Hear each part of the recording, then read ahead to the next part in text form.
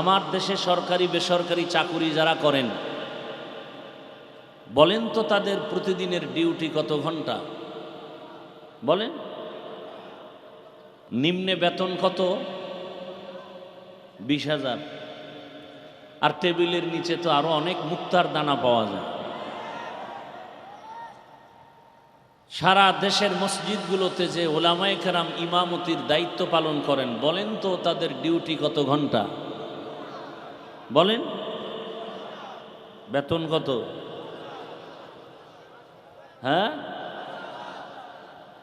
বিবেক দিছে আল্লাহ মানুষকে, চিন্তা করেন এর থেকে জুলুম আর কি হতে পারে জমিনে। এরপরও কি কোনো হুজুর বলছে যে বেতন বাড়াও, না হয় জুমার নামাজের সূরা উল্টা পড়া হবে? কারোর সাথে খারাপ আচরণ করেছেন? বরং কলিজা দিয়া দোয়া করে, কলিজা দিয়া দোয়া করে। ব্যবসায়ীদের আল্লাহ তুমি বরকত দাও, কবরওয়ালাদের মাফ করো, অসুস্থ রোগীদের সুস্থ বানাও। এরপরেও যারা আঙ্গুল ঘুরায় ঘুরায় বলে হুজুরেরা খারাপ, আমি বলি তার 14 গোষ্ঠীর রক্ত খারাপ। আল্লাহ হেদায়াত দান করুন, আল্লাহ হেদায়াত দান করুন। ভাইরা আমার, এশার নামাজ সমাগত। আমি একটু করে আয়াত ও হাদিস পড়েছি, তর্জমাটা বলে নিই। আল্লাহ বলেন, ওয়ামা খালাকতুল জিন্না ওয়াল ইনসা ইল্লা লিয়াবুদুন। আমি জিন ও ইনসানকে সৃষ্টি করি নাই, হ্যাঁ করেছি একমাত্র ইবাদতের জন্য। নবীজি বলেন, লা তাআতা লি মাখলুকিন ফি মাসিয়াতিল খালিক। আল্লাহকে অসন্তুষ্ট করে পৃথিবীর ভিন্ন কারো হুকুম মানা হারাম। আল্লাহকে অসন্তুষ্ট করে পৃথিবীর কারো হুকুম মানা যাবে? এটা হলো তর্জমা। ব্যাখ্যা কি হবে? বলে আল্লাহকে বেজার করে পীরের কথা মানা হারাম, আল্লাহকে বেজার করে অসন্তুষ্ট করে নেতার কথা মানা হারাম। এখন একজনে যদি বলে হুজুর নেতার কথা মানা হারাম, কোন আয়াতে আছে? এরকম তারছেরা বহু সমাজে আছে না নাই? রসুল বলেন আল্লাহকে বেজার করা যাবে না, দুনিয়ার সব বেজার হোক, আল্লাহকে বেজার করা যাবে না। কেন? বলে দুনিয়ার সবাই স্বার্থপর, আমাকে দিছে অনেক কিছু আমার মা বাবা, কিন্তু আমার আল্লাহ যে আমাকে যা দিয়েছেন এর 1000 কোটি ভাগের 1 ভাগও আমার মা বাবা আমাকে দেন নাই। এবং আমার মা বাবা যা দিয়েছেন পেছনে স্বার্থ আছে, আছে না নাই? সোনার বাংলায় তাকায় দেখেন, স্বার্থ না থাকলে মা বাবা সন্তানকে জবাই করে কেন? এই আকাম চলে না? চলে না? আবার স্বার্থ যদি না থাকে, সন্তান মা বাবাকে জবাই করে কেন? স্ত্রী স্বামীকে জবাই করে, স্বামী স্ত্রীকে জবাই করে। শুধু কি তাই? লজ্জা লাগে বলতে। বাবা তার আপন মেয়েকে হোটেলের মধ্যে ঢুকায় বলে আজকের রাতের জন্য তুই আর মেয়ে না, তুই আমার স্ত্রীর মতো। নাউজুবিল্লাহ, আসে না? এটা কি ইন্ডিয়ার খবর? সোনার বাংলার তাজা খবর। আল্লাহ পাক আমাকে আপনাকে যা দিয়েছেন কোনো স্বার্থের দিকে তাকান নাই। আল্লাহ যদি স্বার্থপর হইতেন, আল্লাহর দেওয়া পানি, আল্লাহর দেওয়া সূর্যের আলো, চাঁদের আলো, আল্লাহ পাক এত কিছু আমাকে দিছেন, বলে কিছুই দেয় নাই। তোর চোখ দিছে কে? আপনার আমার মতো কত সন্তান ভিক্ষা করে, 2 চোখ দেখে না। জবান আছে, খায় ঠিক, কথার আওয়াজ আসে না। আমার আল্লাহ এত নিয়ামত আমাকে দান করেছেন, বিনিময় আল্লাহ কিছু চান নাই। এরপর আল্লাহর দেয়া সব পাইয়াও আল্লাহর নাফরমানি করি, সন্তানের হক আদায় করি না, মা বাবার হক আদায় করি না, ভাইয়ের হক আদায় করি না, নামাজ পড়ি না, রোজা রাখি না, তেলাওয়াত করি না, হালাল হারামের ভেদাভেদ নাই। নাই তো নাই। নিজেকে দুর্বল মনে করব? কয় না, আরো বাহাদুরি করে। নামাজ না পড়লো দিল পরিষ্কার, আছে না নাই? শুধু তাই না, আর একটু আপডেট চালাক যারা, ওরা আমরা হুজুরদের থেকেও ভালো আছি। বলে না? বলে না?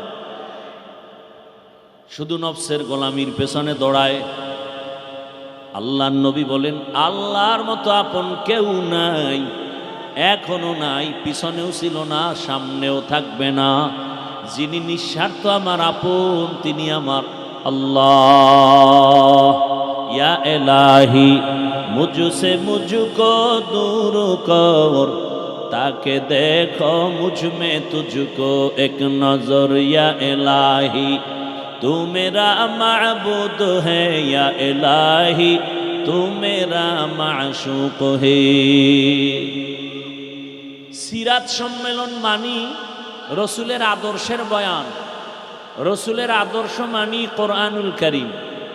টোটাল কোরআন রসুলের সিরাত, কোরআনের যত আলোচনা হবে সব সিরাতের আলোচনা।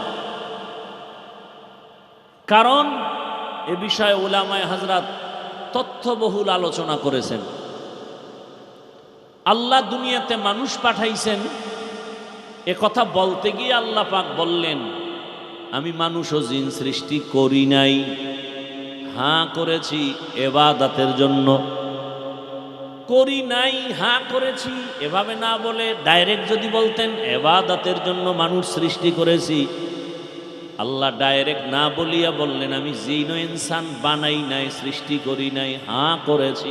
ঘুরাইয়া বললেন কেন?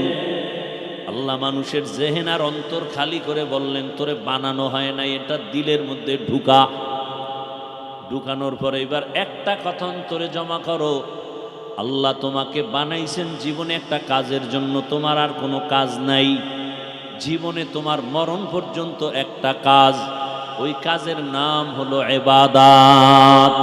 কাজের নাম কি? ইবাদত। এখন ইবাদত কি? অনেকে মনে করে তসবিহ পদ হাতে নাও, মাথায় ভাগরি লাগাও, মসজিদে যাও, জিকির করো, এটা তোমার ইবাদত। না না, ইবাদত কি আগে বুঝতে হবে। ইবাদত কেন করব তাও বুঝতে হবে। ইবাদত কিভাবে করব তাও বুঝতে হবে। ইবাদত কি, ইবাদত কেন, ইবাদত কিভাবে, এই তিনটা কথা বুঝার চেষ্টা করি খুব সংক্ষেপ টাইমে। ইবাদত মানুষের জীবনের প্রতিটি পরতে পরতে ক্ষেত্রে আল্লাহর হুকুম কায়েম করা, বাস্তবায়ন করার নাম ইবাদত। মানুষের জীবনের শুরু শেষ প্রত্যেকটা সেক্টরে আল্লাহর হুকুম মানা, হুকুম মেনে চলার নাম। মা খালাকতুল জিন্না ওয়াল ইনসি বাখা জুজ ইবাদাত নিস্তে মাকসুদ আজ্জাহা। আল্লাহর হুকুম নাই এমন কোন কাজ আছে? আপনি ব্যক্তি জীবনে আপনি আল্লাহর হুকুম চালু করেন ইবাদত, পরিবারে আল্লাহর হুকুম চালু করবেন ইবাদত, জীবনে যা করবেন সব ইবাদত। এমন কোনো কাজ নাই যেটা ইবাদত হবে না। সেই ইবাদতটা কেন করব?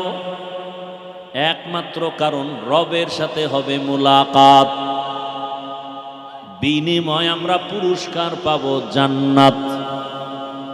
ইবাদত করব কেন? আল্লাহর মুলাকাতের জন্য। কার জন্য বলে? আল্লাহর মুলাকাতের জন্য।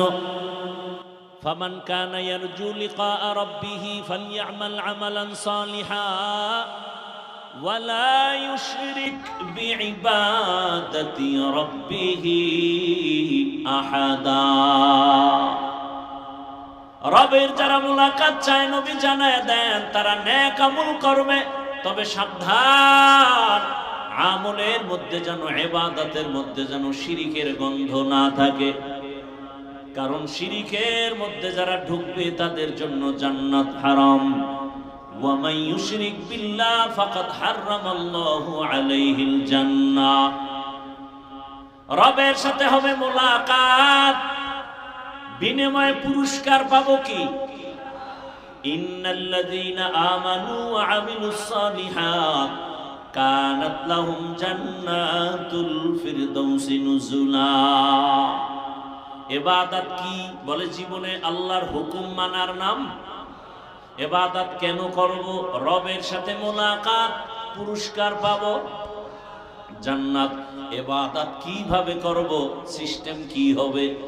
ডাক্তার বলে দিবে? বলে না, ইবাদতের একমাত্র সিস্টেম রহমতের নবীর আদর্শ অনুযায়ী তুমি ইবাদত করো। কারণ এই জমিনে একটা মাত্র আদর্শই পিওর এবং পবিত্র, সেই আদর্শ হলো মদিনাওয়ালা নবীর আদর্শ।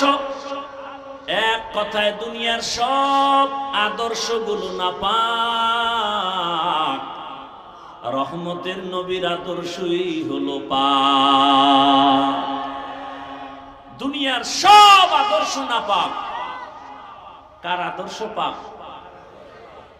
ইমামুল আউয়ালিন আল আখিরিন বহরে সদকা রাহমাতাল লিল আলামিন সাইয়্যিদুল কাউনাইন খাতমুল মুরসালিন আখির আমদ বুদ ফখরুল আউয়ালিন। দুনিয়ার সবার আদর্শ নাপাক, একমাত্র রাসূলের আদর্শই হলো পাক। দুনিয়ার অন্যদের আদর্শ নাপাক কেন? মানুষটাই নাপাক, খায়ও নাপাক, দেমাগও নাপাক। জমিনের মধ্যে যত মানুষ নতুন নতুন আদর্শ আমাদের দিয়েছে, এর দেমাগ নাপাক। 3 বেলা খাইয়া যে বিড়ি টানের কেমন পাক? কি 3 বেলা খাওয়ার পরে যারা গাঞ্জা খায়, 3 বেলা খানার পরে যারা মদের বোতল নিয়ে দৌড়ায়, এখন দিমাগ পাক? কথা বলেন না কেন? মদ পান করে কেউ জিকির করেনি, বরং মদ পান করেই মাথা পাগল, মাথা খারাপ হয়ে গেছে, বউরে মা কয়। দিমাগ পাক না। এরপরে কত আকাম করে, চোখের গুনাহ, হাতের গুনাহ, জবানের গুনাহ, অন্তরের গুনাহ, চুরি ডাকাতি, জুলুম, অত্যাচার, সুদ, ঘুষ, সব মিলে দেখা যায় পুরো মানুষটাই নাপাক। এর থেকে যদি কোনো থিওরি জমিনে আসে সেটাও নাপাক। আর আমার রাসূলের আদর্শ কেমন পাক? আমার রহমতের নবী নিজেই পাক। আমেনা বলেন, দুনিয়ার নারীরা বাচ্চা গর্ভে আসার পরে মাথা ব্যথা, পেটে ব্যথা, কত রোগ। আর আব্দুল্লাহর সন্তান মুহাম্মদ আমার গর্ভে আসছে, আমার কোনো রোগ নাই। দুনিয়াতে বাচ্চা আসার আগে মা পাগলের মতো কান্নাকাটি করে চিৎকার, আমি আমেনার কিছু হয়নি। জমিনে বাচ্চাগুলো আসিয়া কান্নার আওয়াজ। আর আমার সন্তান মুহাম্মদ দুনিয়াতে আসা মাত্র শুকর আদায় করেছেন আমার রবের শুকর। দুনিয়ার বাচ্চা আসে খতনাবিহীন, আমার সন্তান মুহাম্মদ আসে খতনাকৃত অবস্থায়। এবং আমার সন্তান এতটাই পাক, শিশুবেলা হইতে সব বাচ্চা ল্যাংটা থাকে, কিন্তু আমার মুহাম্মদের শরম জমিনের কেউ দেখতে পারে নাই শিশুবেলাই থেকে। শুধু তাই না, নবী যখন আসছেন, রবিজিকে আল্লাহ এমন পবিত্রতা অর্জনের জন্য জমিনের আদর্শ বানায়া দিলেন। রহমতের নবী জিন্দেগিতে একটা মিথ্যা কথা জীবনে বলেন নাই। জীবনে কোনোদিন নবী কাউকে একটা গালি দেন নাই। রহমতের নবী হাজারো গালি শুনছেন, কোন গালির জবাবও দেন নাই। কেমন মায়ার নবী! রহমতের নবী কোনদিন দুটো চোখ গরম করে কারো দিকে তাকান নাই। নবী যদি গরম চোখে কারো দিকে তাকায়, ও জায়গায় আগুনে পুড়িয়া ছাই হয়ে যাও। কারণ আমার রসুলের মধ্যে সে পাওয়ার আল্লাহ দিয়া রাখছেন। আম্মাজান আয়েশা রাদিয়াল্লাহু আনহা বলেন, নবীজির ঘাম আমি বোতলে ভরে রাখতাম আর মেশক হিসাবে, আতর হিসাবে ব্যবহার করতাম। রহমতের নবী যেখানে কদম রাখেন, ওই জায়গা থেকে, ওখান থেকে মেশকের ঘ্রাণ। কেমন মায়ার নবী! রহমতের নবীর শরীর মোবারকে মশা মাছি পড়ে না, হারাম। মেঘের খণ্ড ছায়া দেয়, সূর্যের গরম যেন রহমতের নবীর কষ্ট না হয়। রহমতের নবী এতটাই পাক, এমন এক টাইমে মক্কা নগরীতে আসছেন, মক্কার জমিনের মানুষ ছিল না পাক। নিজে বাবা হইয়া কন্যা সন্তানের গলা টিপে মেরে ফেলে, কতটা নিকৃষ্ট। মক্কার মানুষ নারী আর পুরুষ একসাথে হইয়া উলঙ্গ বাইতুল্লাহ তাওয়াফ করে। রহমতের নবীর আদর্শ নিয়া এই মানুষগুলো যখন দাঁড়ায় গেল, এতটাই পিওর আর পাক হয়ে গেল। আল্লাহ পাক লিস্টি পাঠায় দিয়া কয়, যা জিবরাইল আমার রসুলের কাছে লিস্টি দাও, মক্কার এই 10টা মানুষের আমি আল্লাহ বিনা হিসাবে জান্নাতের ঘোষণা দিলাম। তাহলে নবীর আদর্শ পাক, বাকি দুনিয়ার সবার আদর্শ না পাক। সারা বাংলাদেশের যুবকদের বলি, আজও বলে যাই, যুবক বাবারা, ব্যানার টানাও, 2 ফিট 3 ফিট ব্যানার বানায় বানায় লাগাও, 200 টাকা খরচ হলেও ব্যানার লাগাও, সারা দেশের মধ্যে আর ব্যানারে স্লোগান লেখো, দুনিয়ার সবার আদর্শ না পাক, মদিনার রসুলের আদর্শই পাক। আর একটা ব্যানার বানাও, ওই ব্যানারে লেখো, আল্লাহর জাতের কসম, আমার এই জমিনে যতদিন পর্যন্ত রসুলের আদর্শ কায়েম হবে না, ততদিন পর্যন্ত চাপাবাজি চলবে, জমিনে শান্তি আসবে না। চাপাবাজি চলবে, দিয়ে দিব সব, এইভাবে চলবে, জমিনে শান্তি আসবে না। শান্তির ঠিকানার নাম ইসলাম। শান্তির ঠিকানার নাম কি? ইসলাম। ইসলাম ছাড়া সব অশান্তি। এইবার আল্লাহ তাআলা রহমতের নবী পাঠায় দিলেন, শান্তির দূত বানায়া, আল্লাহর কোরআনও দিয়া দিলেন। এই কোরআন আর রসুলের আদর্শ দুই জিনিস যারা মানবে, এদের জন্য দুনিয়ায় শান্তি, পরকালেও শান্তি, দুনিয়ায় সম্মান, পরকালেও সম্মান। এরে নবীর উম্মতের দল, আল্লাহর কোরআন রসুলের আদর্শ ছাড়াই জমিনে শান্তি কোনোদিন কেউ দিতে পারে নাই, কিয়ামত পর্যন্ত পারবেও। আচ্ছা বলেন তো, আমরা যে কোরআন রসুলের আদর্শ মানি, ইসলাম মানি, এটা একটু একটু দুর্বল না? কি বলেন আপনারা? আল্লাহর কোরআন রসুলের আদর্শ, ইসলাম, এগুলো দুর্বল? মোটেও দুর্বলতা নাই। অনেকেই বলে মানুষের জীবনের সব বিষয়ের সমাধান ইসলামে, কোরআন হাদিসে আছে না নাই? বলেন। কোন বিধর্মী জিগাইল, ও ভাই তোমার ইসলাম কেমন? তা আপনি কি বলবেন? যে মানুষের সব বিষয়ের সমাধান আছে, তবে একদিক থেকে আমগো কোরআন আর ইসলাম একটু দুর্বল। বলে সেটা কি? বলে রাষ্ট্রের ব্যাপারে ইসলামে কিছু নাই, কোরআনে কিছু নেই। কি আপনারা একমত এই কথা? আছে? তাহলে কেন বলেন ইসলামে রাজনীতি নাই? কেন বলেন? বরং আমি বলি, সূর্যের সাথে আলোটা যেমন লাগানো, রাজনীতির মধ্যে ইসলাম নাই তো এটা রাজনীতি থাকে না, এটা দুর্নীতি হয়, পেটনীতি হয়। পৃথিবীতে রাজনীতি মানি ইসলাম। সুলাইমান পয়গম্বর গোটা দুনিয়া চালান নাই, বাদশাহ জুলকারনাইন গোটা দুনিয়া চালান নাই, ইউসুফ নবী মিশরের অর্থমন্ত্রী ছিলেন না, রহমতের নবী মদিনার রাষ্ট্র পরিচালনা করেন নাই। তাহলে আমি বলি, ফুলের সাথে যেমন ঘেরানটা লাগানো, ঠিক রাজনীতি আর ইসলাম আর কোরআন একসাথে লাগানো। ফুলের থেকে ঘেরান আলাদা হলে যেমন ফুলের কোনো দাম নাই, রাজনীতির থেকে আল্লাহর দ্বীন, ইসলাম, নবীর আদর্শ আলাদা করলে ওটা রাজনীতি থাকে না, দুর্নীতি হয়ে যায়। হ্যাঁ, আপনি রাজনীতি করেন না সেটা আলাদা। এখানে বহু আল্লাহর বান্দা আছেন যারা নামাজ পড়েন না, নাই? নামাজ না পড়া এক জিনিস, নামাজের বিরোধিতা করা আর এক জিনিস। যে নামাজ পড়ে না তাকে গালি দেওয়া যাবে না, কারণ তার অন্তরে আগ্রহ আছে, সুযোগ পেলে পড়বে। আর যে ব্যক্তি নামাজ পছন্দ করে না তাকে ছাড় দেওয়া যাবে না, কেন? তার ঈমান বিদায়ের পথে। যে আল্লাহর পর্দার বিধান মতো পর্দা করে না সে মুমিন, তাকে গালি দেওয়া যাবে না। যে পর্দার বিধানের বিরোধিতা করবে তারে ছাড় দেওয়া যাবে না, কারণ সে বেঈমান। যে দাড়ি রাখে না তাকে গালি দেওয়া যাবে না, সে মুমিন। কিন্তু যে দাড়ি পছন্দ করে না তাকে ছাড় দেওয়া যাবে না, সে বেঈমান। ইসলামী রাজনীতি যে করে না তাকে গালি দেওয়া যাবে না, সে মুমিন। সুযোগ পেলে করবে, কিন্তু যারা ইসলামী রাজনীতি পছন্দ করে না তাকে ছাড় দেয়া যাবে না, সে ইসলামের ব্যানারে বেঈমান। তুকু যাও সুন্নতে আহমদ কুজা পা মুহাম্মদ কে বুয়দ নিসবত তোরা। মান আহাব্বা সুন্নতি কৌলে রসুল মজদায়ে কানা মাই হামকুন কবুল। এবাদত কি? আল্লাহর হুকুম জীবনে বাস্তবায়ন করার নাম এবাদত। এবাদত কেন করব? এক নাম্বার টার্গেট রবের সাথে হবে মোলাকাত, দ্বিতীয় পুরস্কার হিসাবে পাবো আমরা জান্নাত। এবাদত কোন সিস্টেমে করব? একমাত্র মদিনাওয়ালা রসুলের আদর্শ অনুযায়ী। নবীর আদর্শে ব্যবসা করেন এবাদত, নবীর আদর্শ মেনে চাকরি করেন এবাদত, নবীর আদর্শ মেনে ঘুমান এবাদত, নবীর আদর্শ মেনে আপনি হাসি দিবেন এবাদত। আর নবীর আদর্শ বাদ দিয়া নামাজ পড়বেন, কাজে লাগবে না।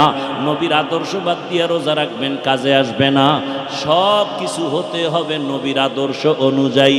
আর নবীর আদর্শ নাই এমন কোনো কাজ নাই। আঙ্গুলের নখগুলো কেমনে কাটবেন, সেখানেও নবীর আদর্শ।